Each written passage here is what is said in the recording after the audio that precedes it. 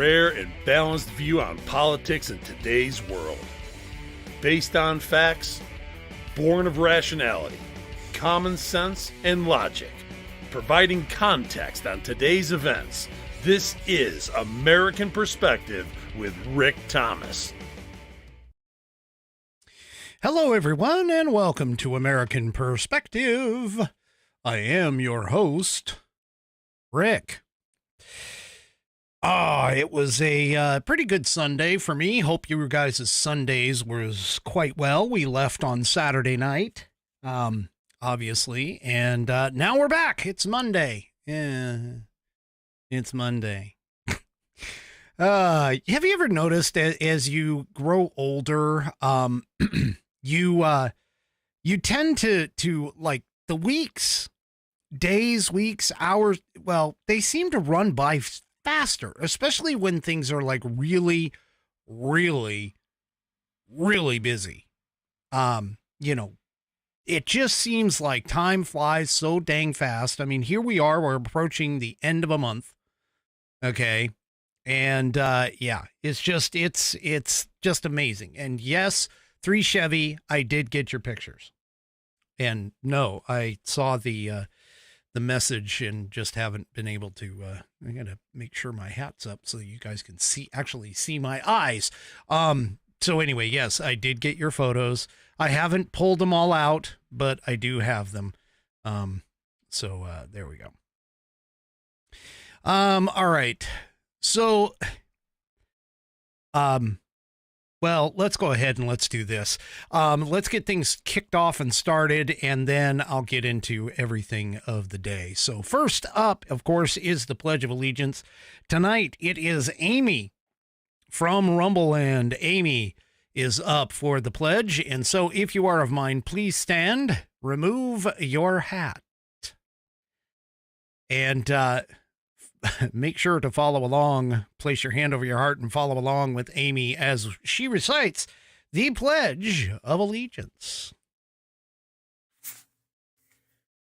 I pledge allegiance to the flag of the United States of America and to the republic for which it stands, one nation, under God, indivisible, with liberty and justice for all. And, of course, I thank you, Amy, for providing us that wonderful rendition of the pledge. If you would like to hear your rendition of the pledge played here on the program, all you need to do is record yourself performing the pledge in your style, whether it is a audio file or video file, doesn't matter what kind of file, just take that file and attach it to an email. Once you do that, send that email off to fans, F-A-N-S, at AmericanPerspective.online. That's fans, F-A-N-S, at AmericanPerspective.online. And I will get you into the rotation. And just so everybody is aware, you guys finally convinced Mrs. Whiskey she is going to do the pledge for you guys. I just need to get some time to actually get her to record it. So obviously, I want to put her in front of the microphone and all of that stuff. Maybe we'll do that tonight. Maybe we'll do that tonight after the show. And then you guys will be able to hear her. I finally convinced her. I mean, well, you guys finally convinced her to do it. So there you go. All right. Tonight's headline sponsor is, as soon as I can figure it out, let's see, where is it? Headline sponsor.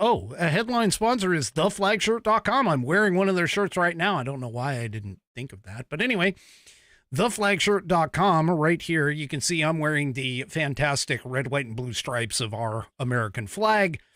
And, so, there it is. Obviously it's the men's cotton polo. I like that. Men's cotton polo. You can check out all of the styles that are available for men, women, and children, along with all kinds of accessories that are decked out in the wonderful red, white, and blue by going to theflagshirt.com. That's theflagshirt, all lowercase, all one word, .com. And you'll be able to see all of the fantastic styles and accessories that are available for everybody. If you order $75 or more of their product, they will provide you with free shipping.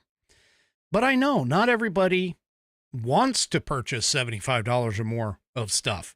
And so that being the case, I am going to provide you with a little extra incentive. If you go to flagshirt.americanperspective.online, that's flagshirt.americanperspective.online, you will be presented with a code that you can copy and paste into the promo code box at checkout at theflagshirt.com and get $5 off your order on American Perspective. Go to flagshirt.americanperspective.online, grab that coupon code that you're presented, and paste it into the promo code box at checkout at theflagshirt.com and get $5 off your order. Go to theflagshirt.com and get yourself patriotized. All right. Well, Bonnie. Yes, wonderful Bonnie took me to the beach. Well, I mean, technically she didn't take me to the beach because obviously I personally am not there, but her doing so actually gave me a wonderful idea. So let's go ahead and take a look really quickly here at, oops, that's not right. Hold on. Let's go here first. I got it. Oh, obviously this is a bit of a problem. Well, that's okay. Let's see where we at with this. There we go. There we go. She took me to the beach. What she took actually was her hat. For those of you who are on the audio portion of the program, it is the hat that looks just like this one here. And so, yeah. So Bonnie took me to the beach. She took me to, I think you called it Myrtle Beach. Is that right? Myrtle Beach? But anyway, and not only that, but because she is a longtime whiskey warrior, she also brought, I moved too fast. She also brought my pin from the old Whiskey Musings days. And so there it is. There's the famous hat.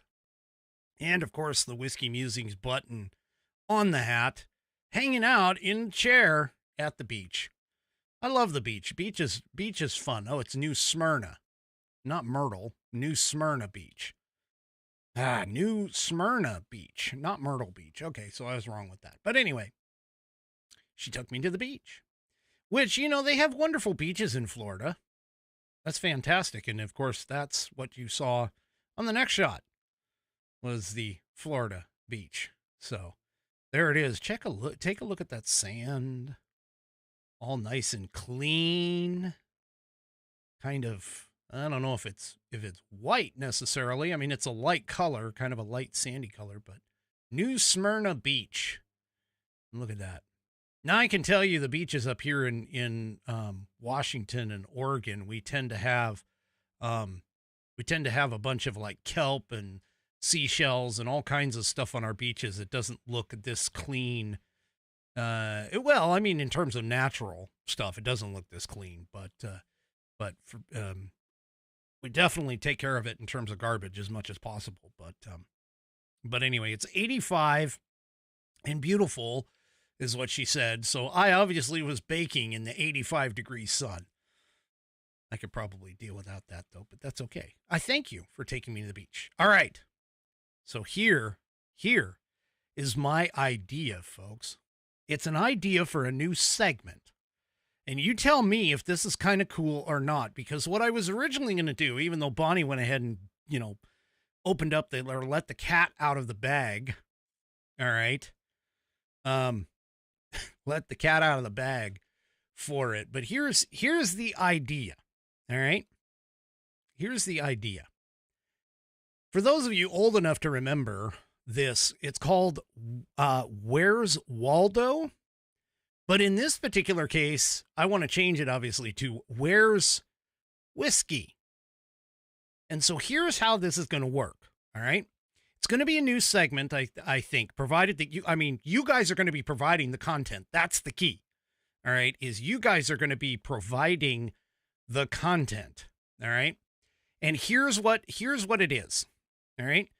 You need to take something that comes from this show, whether it is the hat, the button, both. Maybe you download that photo, that wonderful action figure meme that 3 Chevy sent in, something, okay? And you need to get a photo of that, and you be creative. Hide the hat, hide the button, maybe make it not so obvious or whatever, and we're going to play, essentially, Where's Whiskey? So you take a photo that has something from the show, whether it's a Whiskey Musings button, the hat, maybe it's maybe you take a photo of me or something, but something associated to the show, and put it into a photo where you are at. Yeah, and it doesn't really matter in terms of like where you are. I don't care if you just do it by your house or something along those lines. But this is what we're going to do. We're going to play Where's Whiskey? And so you take those photos, get the hat and the whatever it is in the photo, all right? And you email it in to me. You email it into fans@americanperspective.online. And what I'll do is once a week, I'll get a couple of different photos from submissions. We'll kind of work this just like we do with the pet of the week. In fact, sometimes it might even take the place of pet of the week or whatever. But what I'll do is I'll take the photos, we'll put them up, and without me zooming in or anything else, we're going to look for Where's Whiskey within the photo. And if we can find me, which would be great, through the chat, you guys, this will be through the chat. And if you can find me, that's fantastic. You'll be able to kind of direct me where to go to look for the photo or to look for me. And yeah. So what do you guys think? Do you think that's something kind of cool that you want to try? You want to see how it goes? I kind of got the idea. It's like, where's Waldo? This is perfect. Take a photo of me of something from the show. All right. And we'll go ahead and try and find the item, whatever item it is. Now, obviously, I'm going to be able to see these ahead of time, so I will probably be able to find what it is and where it is, and be able to help give you clues. But that's what we're going to do. I want to try this. So that's your guys' challenge. Okay, your guys' challenge is to do 2 things. Take one of the items, something from the show, whether it's a picture of me, the pocket constitution, like Buddy just pointed out. Just something that is associated with the American Perspective show. Take a photo with it in the photo. All right. No AI. I don't want any AI. If you guys can avoid it, please. No AIs. But an actual photo, doesn't matter what it is. It could be, like a flower garden for all I know. Okay, but take a photo with the item within it, and then we'll play Where's Whiskey, and we'll try to find an item from the show. Think of it sort of like the hidden pictures in the highlights magazines. When I was a kid, I used to love those things. I used to look all over the place. Or, again, Where's Waldo? You're looking for a specific item. And we'll give it a try. I'll take a submission or 2 and we'll give it a try and see how it goes. And if you guys like it, great, we'll keep it. If you guys don't, then we'll toss it to the wayside. Just trying to come up with something new and different for the show. And so we'll just give that a try. So you guys like taking photos, you like taking the hat, you like taking, the buttons and things like that. Again, you don't have to necessarily purchase something from the show. You can use, like I said, a photo. You can get a screen grab of me when I'm on the screen. You can maybe grab, the American Perspective logo or something, just something from the show, and get it into a photo, and then we'll play wears whiskey. What do you guys think? I'm seeing a couple thumbs up. I'm seeing a couple this is cool. That sounds fun. We'll give it a try. And so Nana's like, who knows how to use AI? I have enough issues with my phone, and I may have cussed at my phone earlier. But anyway, yeah. So there we go. All right. Oh, Ms. T of Texas already got her target going on, but that was my idea. So thank you, Bonnie, for that idea. So yeah. So there we go. All right, we'll give that a shot and see what the heck happens with that. So, all right. So let's go ahead and get things kicked off here. First of all, I just want to say the Democrats tried to make such a big deal about Donald Trump and his blue suit that well, the narrative, okay, the narrative needs to get debunked. And hat tip to David D. Hat tip to David D for posting this on X.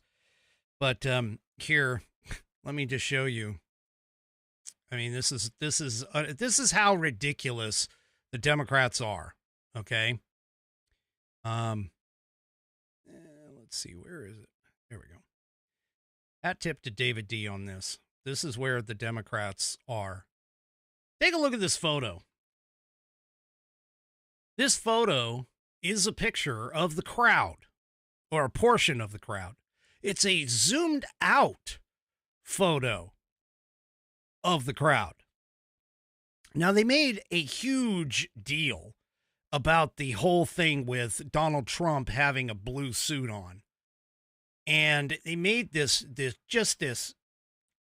big, huge deal about how, Donald Trump was that's the narrative, the only one who was wearing a blue suit. Everybody around him was wearing black.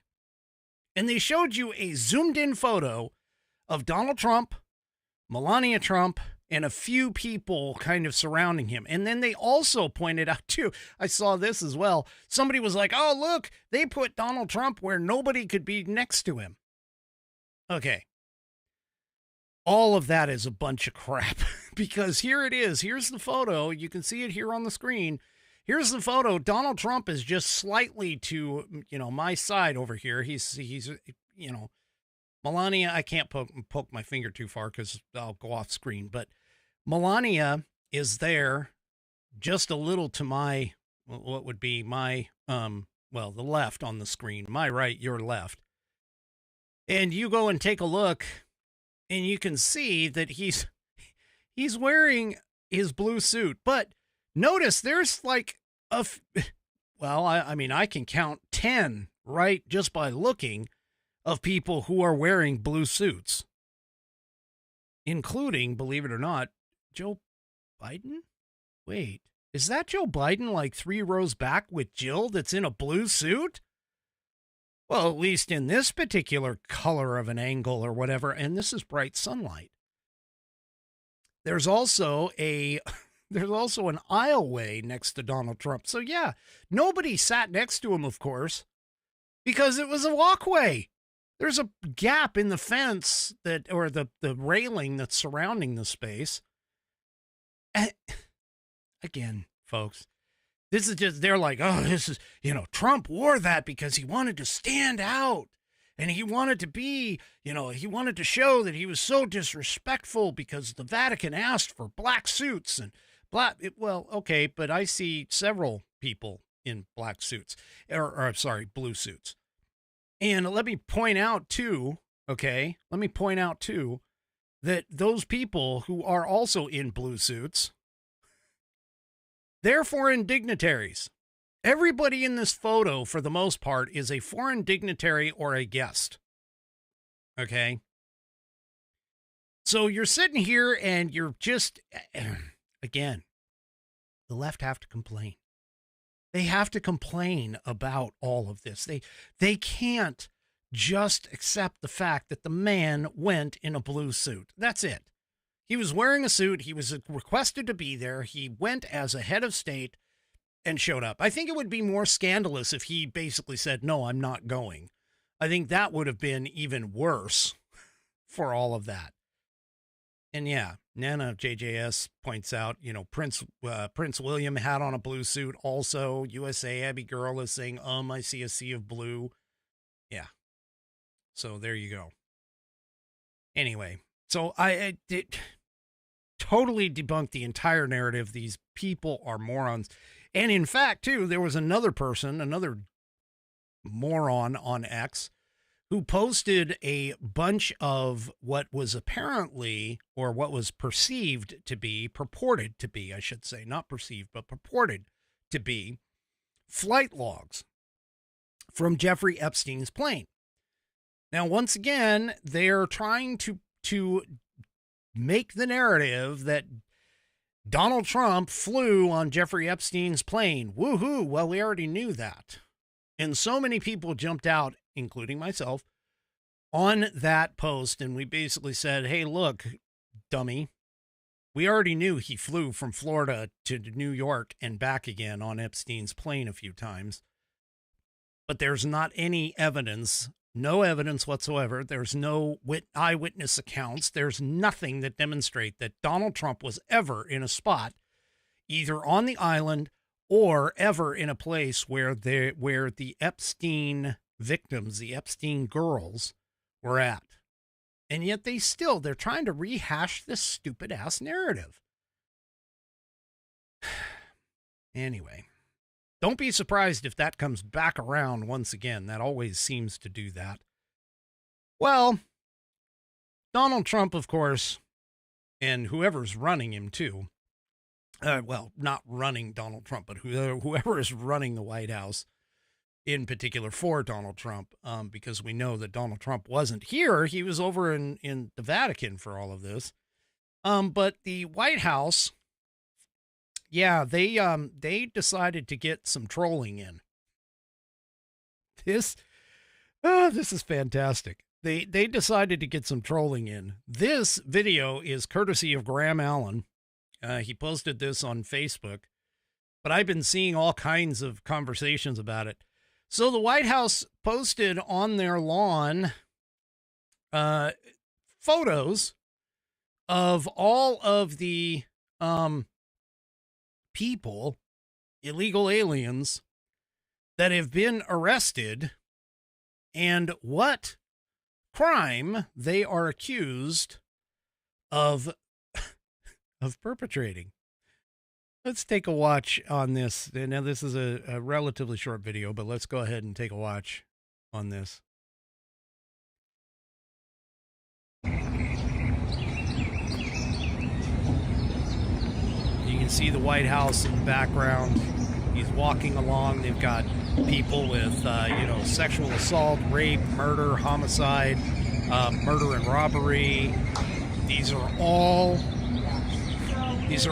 illegal aliens. 1, 2, 3, 4, 5, 6, 7, 8, 9, 10. That have been. Yes, I am. I mean, they got them all around. They've got them on the side. Fentanyl and illegal gun. I mean, they put these postings up. They put them all along the front lawn. Now, I think this is actually inside the fence because you can see the gate, guard gate and everything else. But what's kind of cool is what you heard in the background when he was saying 1, 2, 3, 4, 5. That was a sound check for a news reporter. And right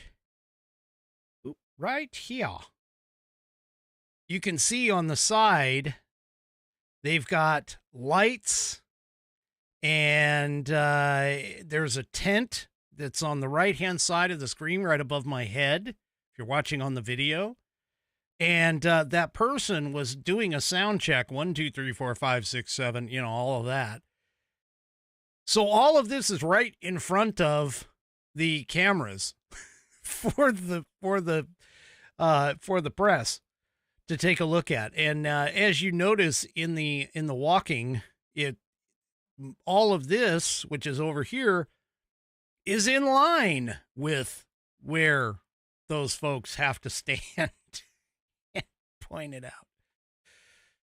That's a lot of people. They had individual photos taken, or individual arrest photos, it looks like, and put them on these lawn yard signs that you stick in the ground. It's fantastic. It's just pointing everything out of all of the wonderful things that Donald Trump has done. Of course, we're approaching, if we haven't already hit it, I think we have. I think we're past the 100 days. But yeah. So now keep in mind, of course, as Buddy points out, that's just a few of them. That's not all of them. But yeah, definitely he's showing his trolling again, for it. And we also got some more news. This in particular, I don't know if anybody really knew. I didn't cover this until now.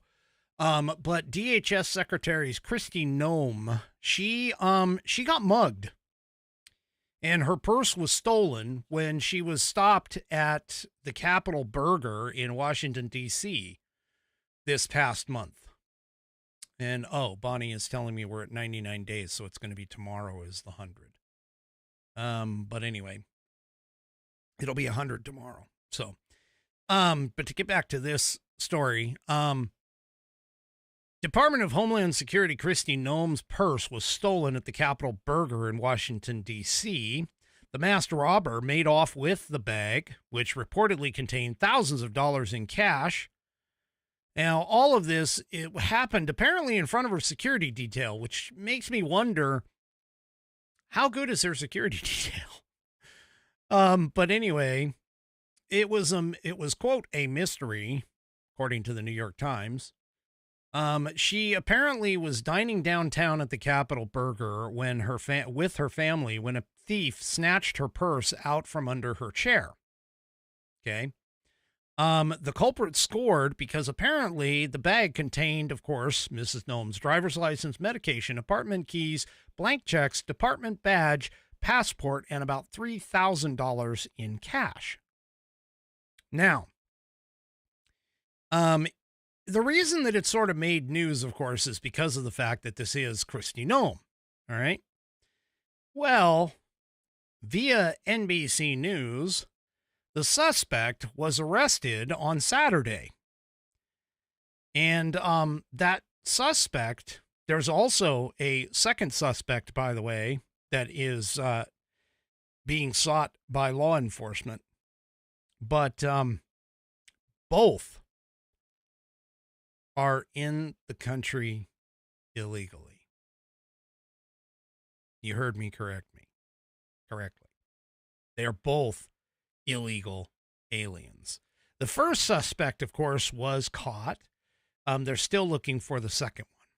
Now, they don't have any inkling as to whether or not the suspect targeted Noem because she happened to be the DHS secretary. There's no indication of that. Ed Martin mentioned, and he said in a recorded telephone interview, but now apparently ICE is involved. Anyway, so there you go. An illegal alien stole Kristi Noem's, the Department of Homeland Security's purse.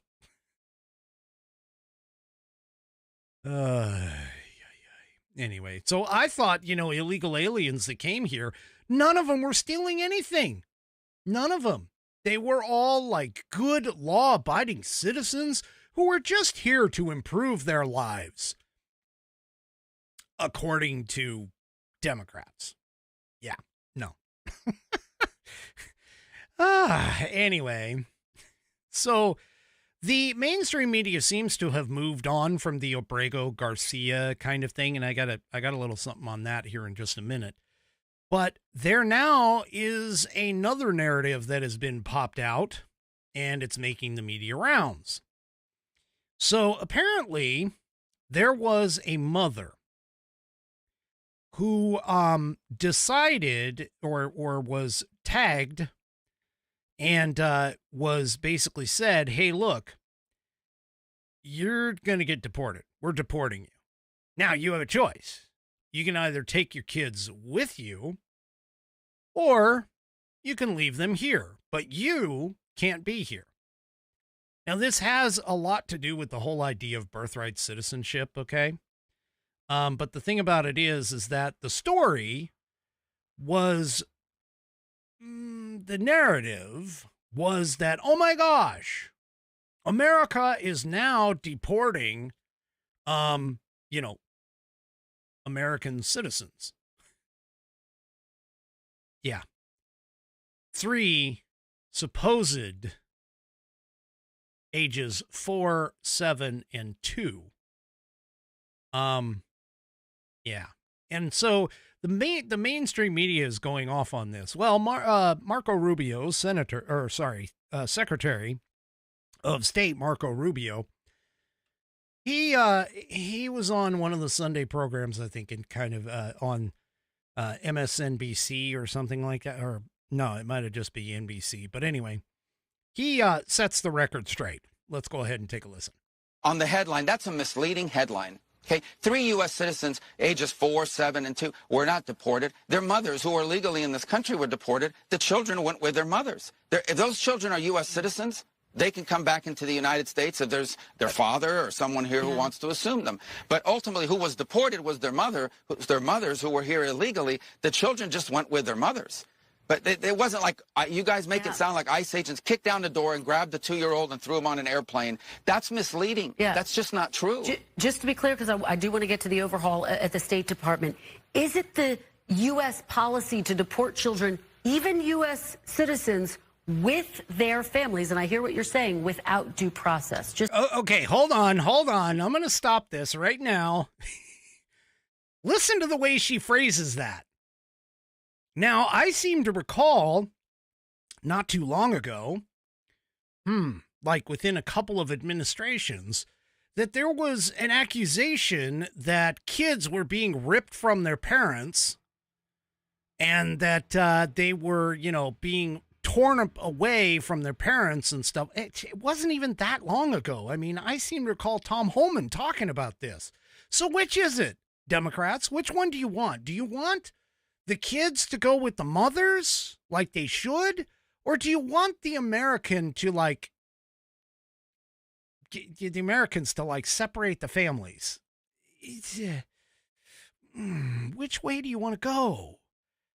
I would default to let the moms decide and let the families decide what they're going to do. And, hopefully keep the family together would be the overall goal. But notice how she phrases things. Notice how she is trying to trick him into this whole thing, even though the Democrats have been talking about, oh my gosh, the Trump administration was separating children and, all this stuff with the border, even though that is common practice and was actually done during the Obama administration too, by the way. But it was common practice, and it is common practice when you separate criminals from their families. It's done all the time, even to U.S. citizens and domestic criminals. It's done.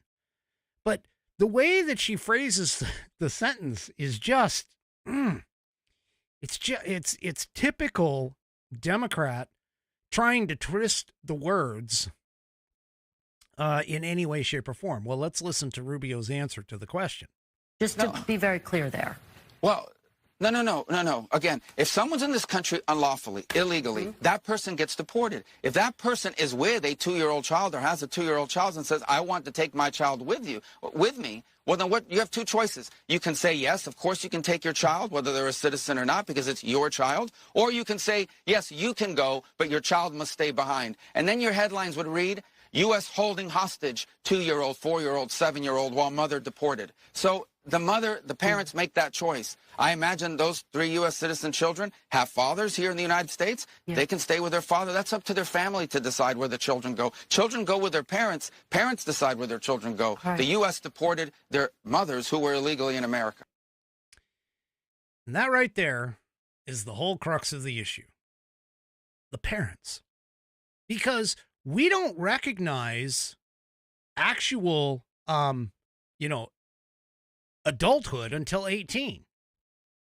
So your children, just because, and this is part of my argument for this whole birthright citizenship thing, just because your children are born on U.S. soil does not mean that they have an allegiance to the United States, which is the whole point of this. They have a connection to a foreign entity, which again goes through you as a, in this particular case, illegal alien. Now, if you come here and become naturalized, that's something different. That changes the game, and it makes it a different ball game altogether. And you can make that case however you want. But the point that all of this, of course, is that the mainstream media's narrative. They're lying. They're basically saying, "Oh yeah, they were not deported. They were, ripped away. Oh my gosh, U.S. citizens deported." Well, no, they were taken by their biological parent who has custody of them. Simple as that. That's how it is.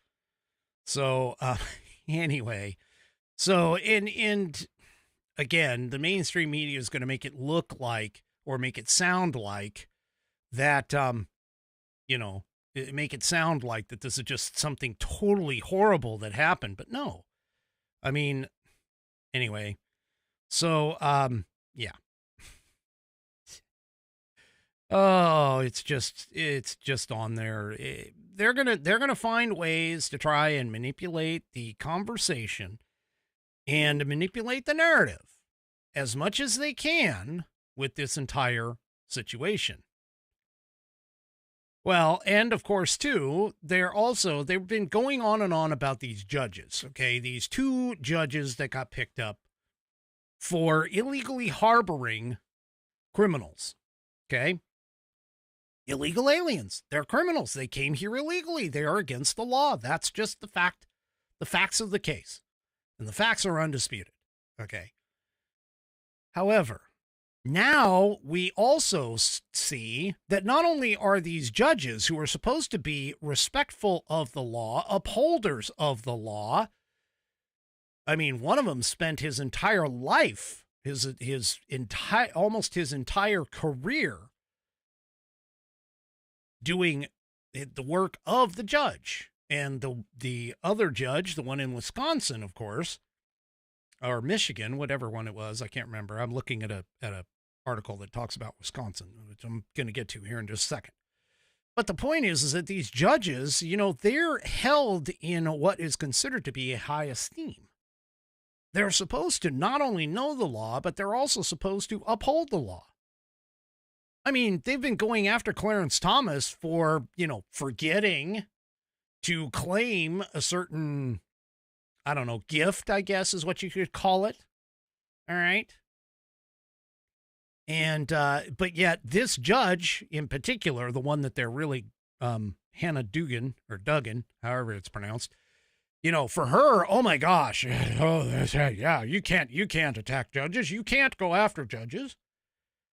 Yeah, you can. When they break the law, that's what no one is above the law actually means. Well, come to find out, according to this piece in LifeZet, that Wisconsin state employees have actually been literally instructed to obstruct ICE agents. Here, there was a memo that was picked up by, let's see, who's the one that got it? Oh, by conservative radio host Dan O'Donnell broke this story. So apparently there was a Wisconsin Department of Administration memo that was published or dated April 18th. And in it, this memo outlines detailed procedures for when state government workers encounter ICE agents and if ICE agents appear at state facilities. Instead of assisting them, employees are directed, here we go, they're directed to withhold information, block access to files and offices, restrict agents' movements inside those government buildings, unless what they say specific legal conditions are met. Okay, the memo has several bullet points. One, refuse to answer any questions from the ICE agents. Okay. Deny agents access to paper records and electronic files, even if, and this is the key, even if the agents present a warrant. Okay. Prevent agents from entering any non-public areas of state buildings unless they produce a warrant. Instruct agents to sit in public waiting areas and delay any interactions until a state attorney can be contacted. Order ICE agents to leave and return at a later time if legal counsel is not immediately available. Yeah. You know, I seem to recall there's this law. Not quite sure if you guys are remembering from Saturday or not, but I think it's Title 8, United States Code, Section 1324. 1325, I think, has a part in it. And also there was another one that was talking about harboring fugitives from justice.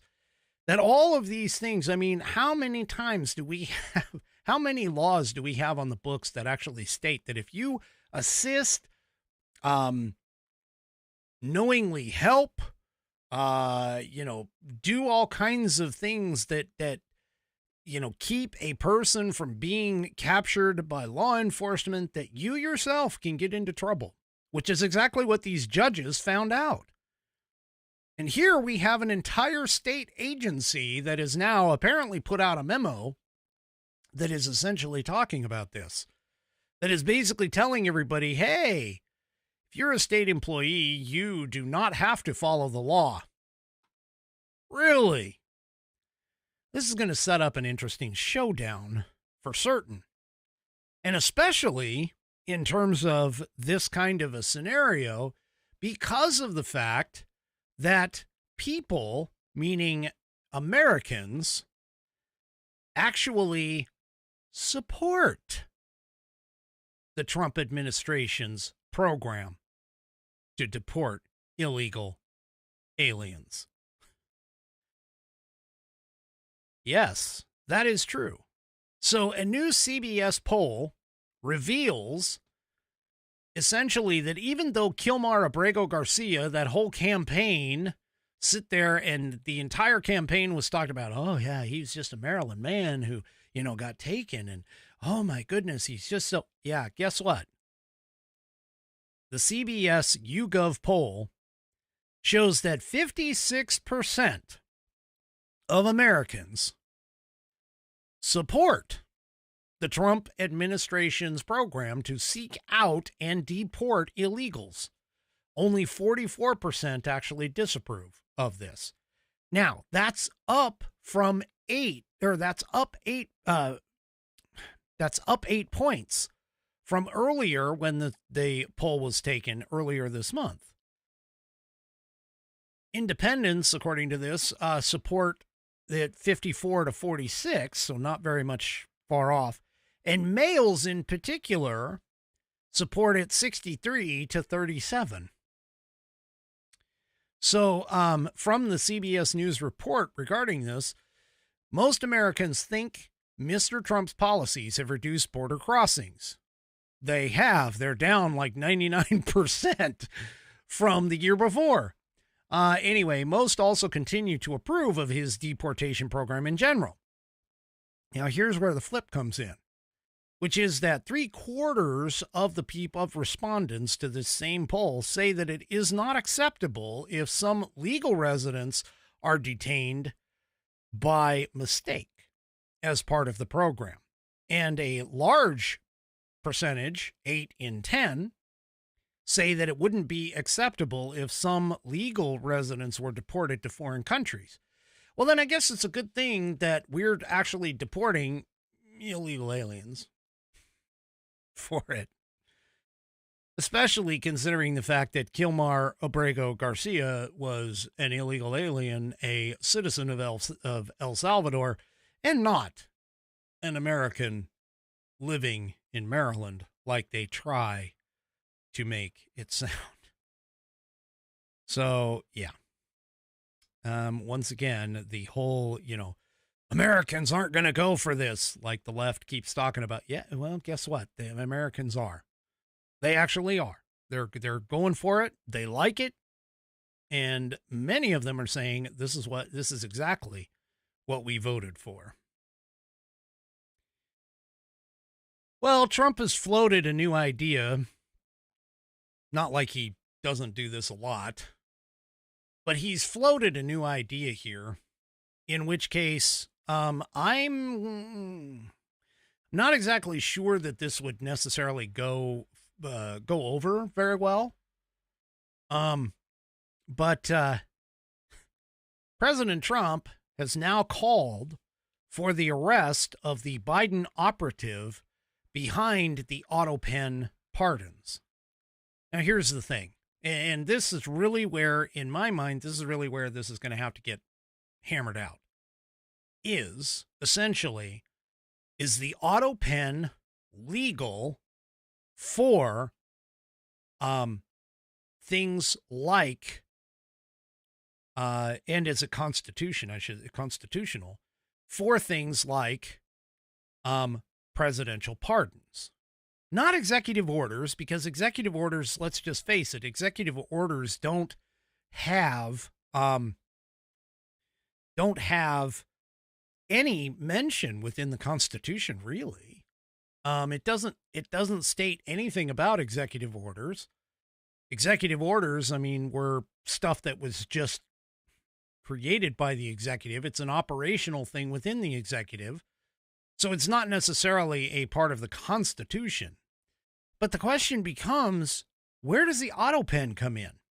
Because technically, while the auto pen is, shall we say, an exact replica of the president's signature, does it actually make it valid, especially if the president is not there, either mentally or physically, when the document is signed?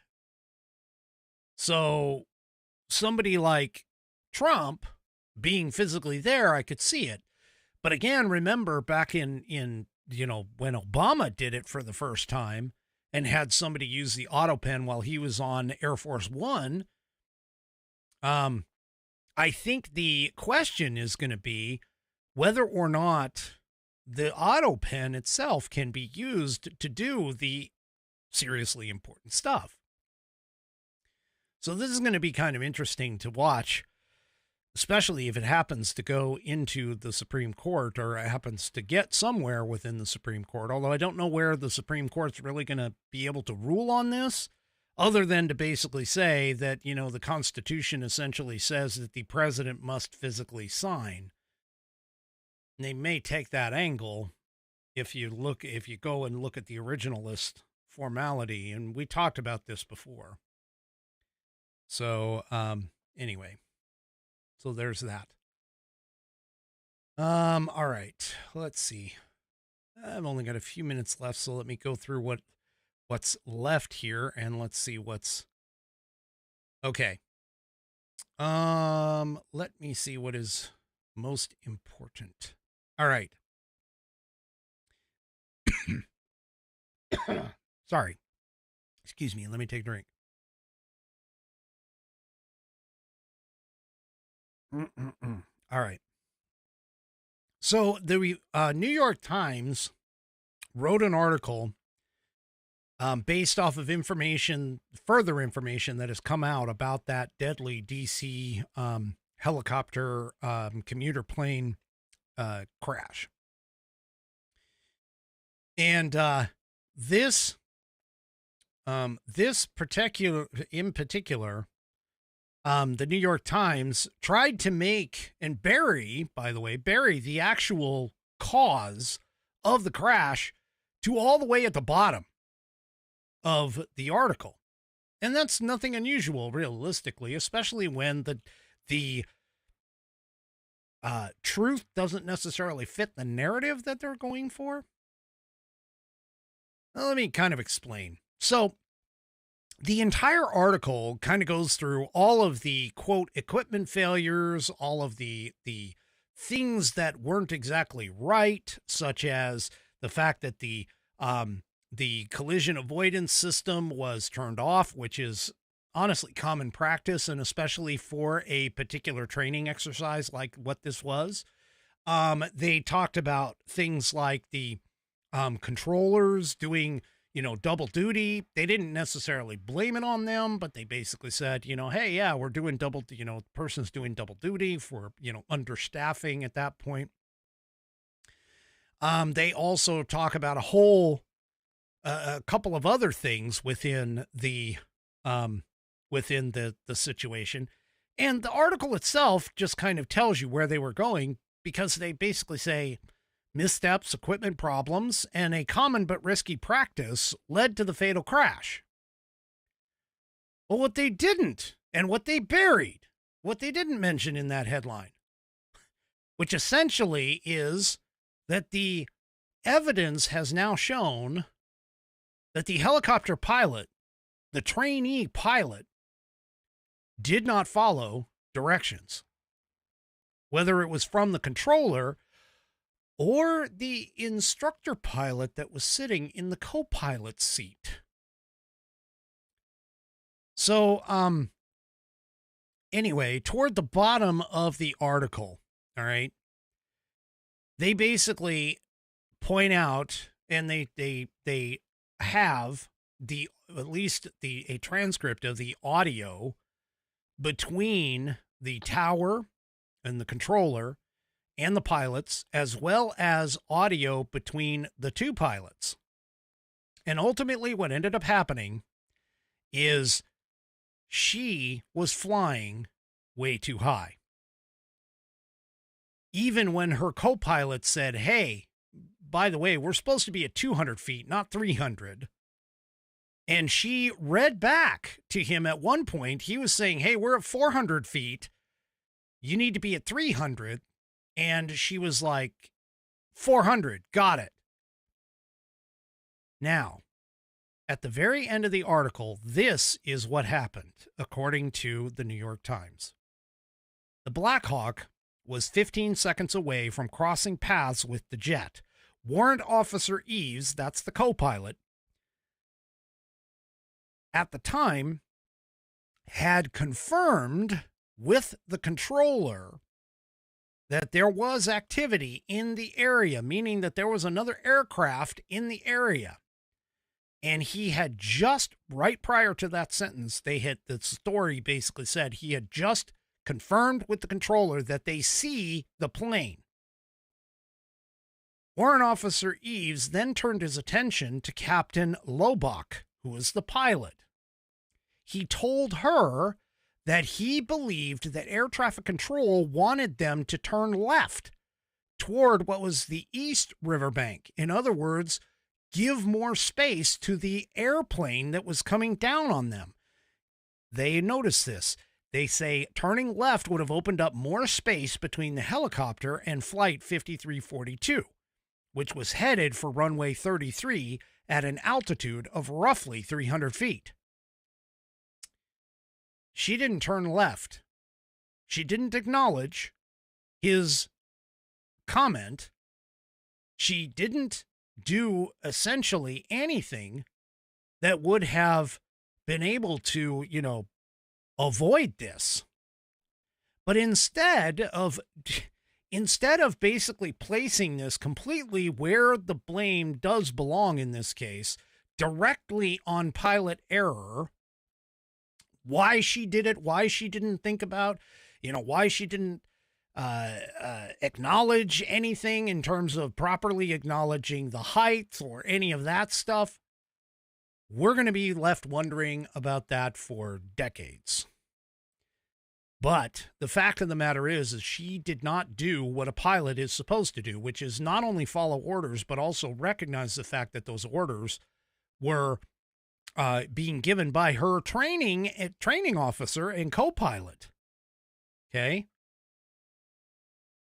But instead, because the Times can't sit there and say that this happenstance woman pilot did not follow directions and orders, they had to bury that all the way down at the bottom of the article and cover up everything above that and sit there and talk about, well, visual separation procedures and, the fact that the ADS-B system, which is the anti-collision system, it was turned off.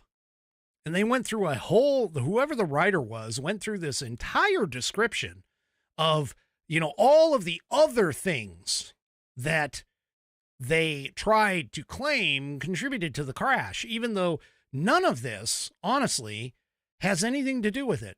Because when you boil it all down, the entire article, when you boil it all down and you get to the bottom, you basically find out that she did not follow orders. She was flying too high and she did not turn. And she crashed into the plane for whatever reason, whether it was literally her fault or not. I mean, it was, because again, she's the pilot. She wasn't listening to directions.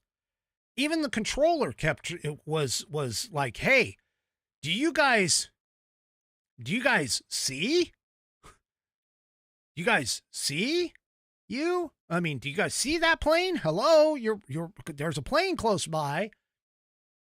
And they were talking about like the radio, how the radio traffic, how one gets what's called stomped on, which in the radio world, everything is pushed to talk. And so sometimes when two people push at the same time, and they do whatever, they step on each other. That's the colloquial term for what that's there. And they step on each other. And you'll hear that if you listen to any kind of air traffic control, you can hear it happen occasionally. I used to listen to like Steve. He was at New York, LaGuardia, I believe, airport traffic control. And he's a kick in the pants, but you'll hear it every once in a while where two pilots will key up at the same time and then nothing comes through, which is, a possibility in all of this. But the thing about it is that the mainstream media buried the lead. They didn't want to make mention that it's completely pilot error here.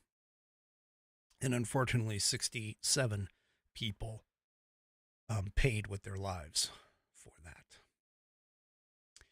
All right, one last thing before I go. I just want to point out this in the Epic Times, and this is good news if this is really and truly what's going on here.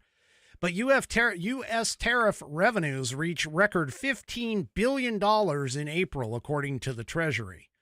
Now, what they did is they put out an interim Treasury report, and what was listed under the DHS, which here is the report that's linked in the article, what was listed under DHS customs and certain excise taxes, which is where the Epic Times points out is the classification for the tariffs. You'll see they brought in just under $16 billion, because these numbers are in the millions, and that's 15 billion 858 million is what they just brought in just in the month of April, according to the Treasury.